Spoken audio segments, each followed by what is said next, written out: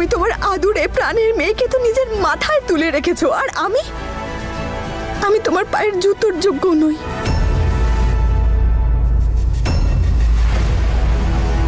Please এই মিথ্যে সহানুভূতি তোমার প্রাণের মেয়ে হিয়ার জন্য রেখে দাও, কারণ আমার অভ্যেস হয়ে গেছে সবার ঘৃণা সহ্য করতে করতে।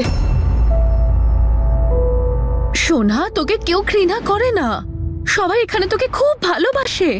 নূর, এসব কি বলছিস তুই মা? এরকম কথা বলে না, ছেড়ে দাও তুমি দিদা। মম,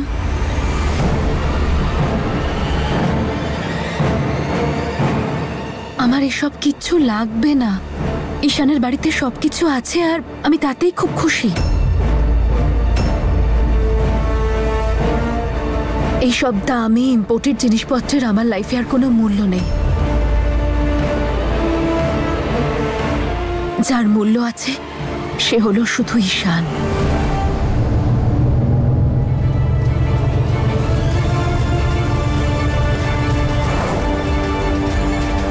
তোমার এসব করার প্রয়োজন নেই, ছাড়ো এটা। ছাড়ো আমাকে।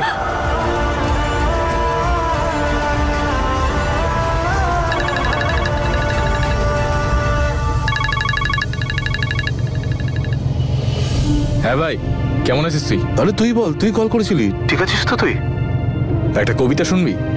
সবাই আমাকে জিজ্ঞেস করলো তুই ঠিক আছিস তো। আমি বললাম সবটা ওর জানা, বাকিদের জেনে কাজ কি। তুই ড্রাইভ করছিস আর ভিডিও কলে?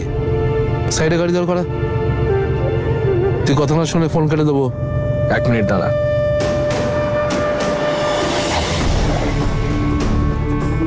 আচ্ছা শোন, আমি তোকে ফোন করেছিলাম কারণ ওই অদিত, কি হয়েছে ওর? বেঁচে আছে না নেই? এনকোয়ারি চলছে, কিন্তু এখনো জানতে পারা যায়নি যে ছুরিটা কে মেরেছিল ওকে। ঠিক আছে, ছুরি কে মেরেছে, কি করেছে, কেন করেছে কোনো যায় আসে না। যার জন্য সব করছিলাম সেই তো ছেড়ে চলে গেল, আর বললেও না যে কেন যাচ্ছে। ভাই ঈশান, জানি না নম্রতার মনে কি। এই ব্যাপারে আমি আর কোনো কথা বলতে চাই না। বাই।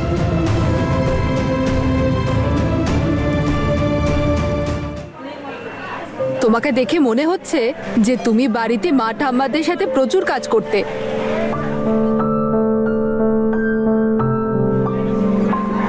কে কে আছে বাড়িতে তোমার? আজ আপনাদের সেবায় আপনাদের এই সুপার ওয়েটার হাজির। বলে ফেলুন, আপনি কি অর্ডার দেবেন? ফুলকপি দিয়ে পরোটা। দাদু তোমার? আমি আলু পেঁয়াজের পরোটা খাবো, ধনেপাতা চাটনি দিয়ে। না, এখন আর কেউ নেই। একটা কথা শোনো মা, তুমি এখানেই থেকে যাও না আমার কাছে। দেখো, তুমিও একটা আশ্রয় পাবে, আর আমি ভালো কিছু করার সুযোগ। আর কে বলতে পারে উপরওয়ালা তোমাকে পাঠিয়েছে এই বয়সে আমার পাশে থাকার জন্য।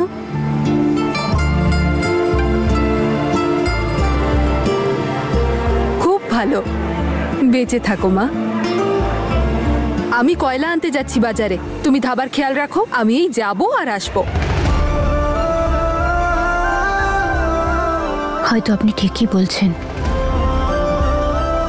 এখানে থেকে কাজ করলে হয়তো আমার বাড়ির লোকের কষ্টটা একটু হলেও কমবে।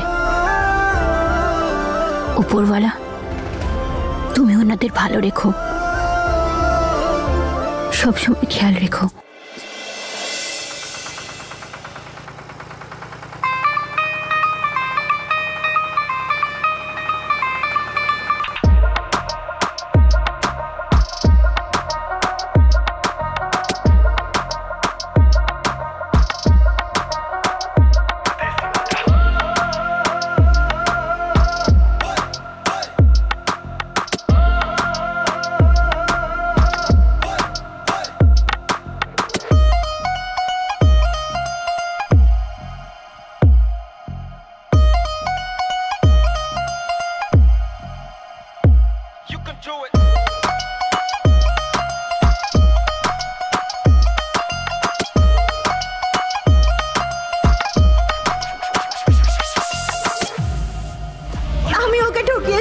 বিয়ে করব বলে কথা দিয়ে আমি ওকে মণ্ডপে ছেড়ে চলে এসেছি।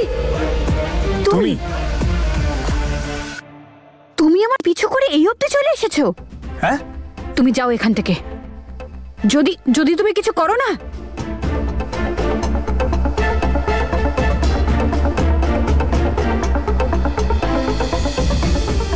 আমি তোমার অবস্থা খারাপ করে দেব। ছাড়বো না আমি তোমায়, তুমি যাও এখান থেকে। আগে ডিসাইড তো করো কোনটা দিয়ে মারবে আমাকে, ছুরি দিয়ে নাকি খুন্তি দিয়ে। না, আমি বলতে চাইছি যে আগে জ্বালাবে নাকি সোজা উপরে পাঠাবে। যাও, তুমি তুমি সরে যাও, কাছে আসবে না বলছি। তোমার তোমার স্ক্রু একটু ঢিলা আছে নাকি?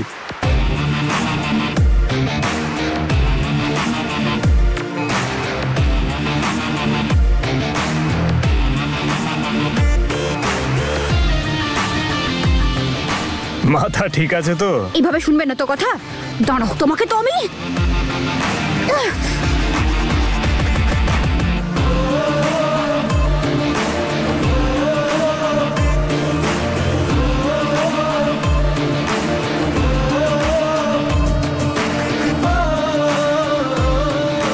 কে এই মেয়েটা?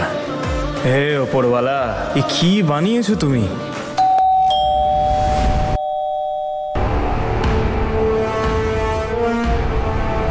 আমি দেখছি।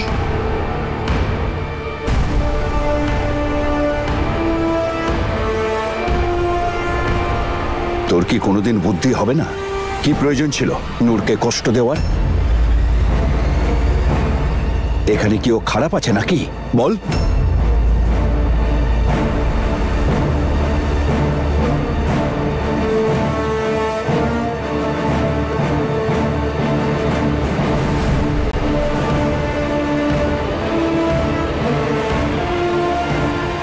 দিদা এটা নূরের জন্য এসেছে।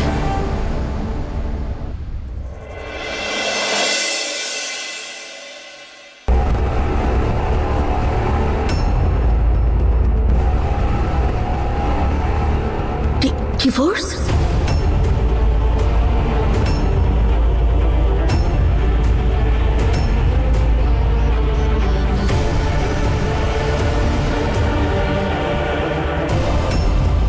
নিখিল তোকে ডিভোর্স দিয়েছে? কবে হয়েছে এমনটা?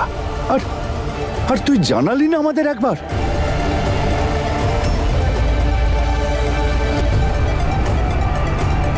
তোমাদের জানালে কি লাভ হতো দাদু? আমি যবে থেকে এই বাড়িতে এসেছি কেউ আমার জন্য কিচ্ছু করেছে? তোমরা সবাই শুধু হিয়ার নম্রতার জীবন নিয়েই পড়ে আছো। আমার জীবনে কি হচ্ছে কেউ ভেবেছো? কেউ ভেবেছো? কেউ কিছু করার চেষ্টা করেছো?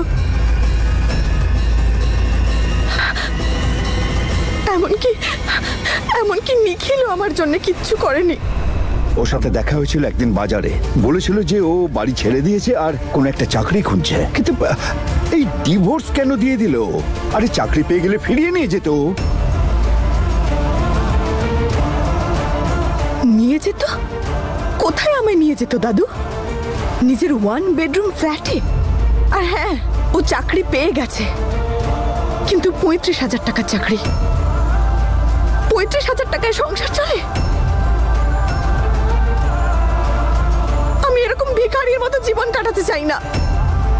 কি রে মেয়ে, টাকাটাই বড় হলো তোর কাছে, ভালোবাসাটা দেখলি না? আরে চুপ করো তো তোমরা। কে জানে কোন যুগে পড়ে আছো তোমরা। নূর, তুই টেনশন করবি না। এবার আমি তোর জন্য এমন একটা ছেলে খুঁজবো যার কাছে টাকা, পাওয়ার, পজিশন সবকিছু থাকবে। আর তোর এইসব ছোটখাটো ব্যাপার নিয়ে চিন্তা করার কোনো প্রয়োজন নেই রে মা। এসব ডিভোর্সে কিছু যায় আসে না। ছাড়ো তুমি, শুধু ডায়লগ দিয়ে যাও, তুমি নিজে কিচ্ছু করো না। আর হ্যাঁ, আমি তোমার থেকে কিচ্ছু চাই না, বুঝেছো তুমি? So thank you, but no thanks.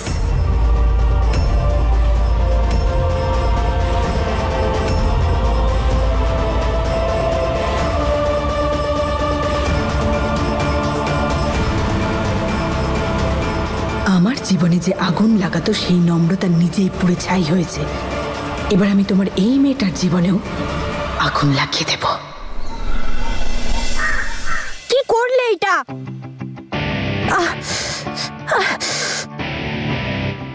কিছু তোমার জন্য হয়েছে। হ্যাঁ,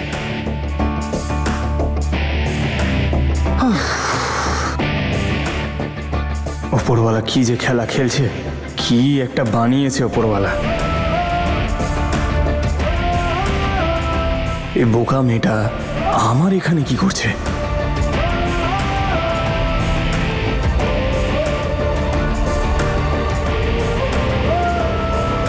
হাত সরাও, হাত সরাও। কি করছো তুমি? তোমায় ছাড়বো না আমি। কি? তোমার কি মনে হচ্ছে আমি তোমায় চিনতে পারিনি? বদমাইশ তুমি, বদমাইশ। সারা রাত ছিলে না ওই বাজে লোকগুলোর সাথে? আমার সব গয়নাগাটি দিয়ে দিলাম, আর কি ও চাই হ্যালো হ্যালো হ্যালো হ্যালো, রাগের ভান্ডার, শান্ত হও, একটু শান্ত হও। যা মুখে আসছে বলছো। আর তুমি আমাকে চিনে নিয়েছো মানে? আটার ড্রামটা তো দেখতে পেলে না, আর বলছে আমাকে চিনে নিয়েছে।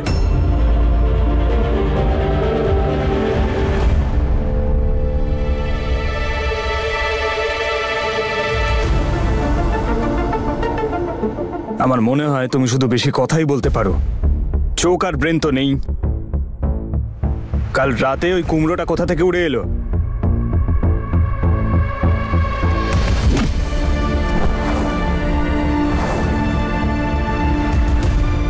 গাছের শুকনো ডাল নিয়ে ওটাকে তলোয়ার মনে করছিলে? হ্যাঁ, ঝাঁসির রানী হয়ে লড়তে গেছিলে, আর কি বলছিলে তুমি?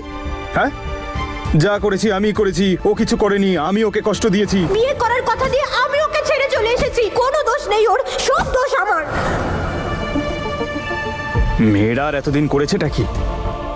আর বাই ডিফল্ট তোমরা মেয়েরা এটাই তো করো, কষ্ট দেওয়া, ঠকানো, মন ভেঙে দেওয়া। তোমরা না কোনোদিনও কারোর আপন হতে পারবে না। ছেলেদের মনের সঙ্গে খেলা, তাদের ছেড়ে দিয়ে চলে যাওয়া, এইসবই তো পারো তোমরা। আর আমাদের থেকে সব ক্লেম চাই। আমরা তোমাদের জন্য জীবন দিয়ে দেবো, তোমরা সেটা নরক করে দেবে।